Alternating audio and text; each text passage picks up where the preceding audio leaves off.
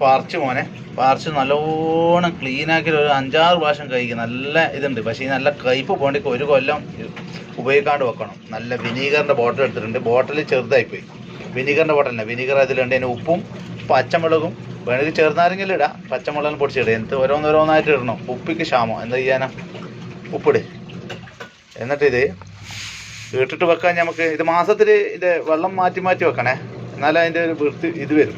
കയ്പ്പ് പോകും. ഇത് ഭയങ്കര കയ്പ്പില്ല. ഇത് നമ്മൾ കറുത്ത മുന്തിരി പോലെ ഇല്ലേ? ഉപ്പിലിട്ട് വെച്ച് നോക്കാം. നമുക്ക് നാട്ടിൽ നിന്നല്ലേ നമ്മൾ ഇത് പോകുന്നില്ലടോ. അപ്പോൾ എന്തെല്ലാം ബുദ്ധിമുട്ടാടോ. ഇത് വേഗം ആയിക്കോളൂ കേട്ടാ. ഇത് ബാംഗ്ലൂരായി മറ്റേ കോട്ടി സോഡ ഇല്ലേ? അതുപോലെ ഇല്ലേ? അതിൻ്റെ ഉള്ളിൽ പ്രസ് ചെയ്യുമ്പോൾ സംഭവം ഇതൊരു കണ്ടുപിടുത്താന്ന്.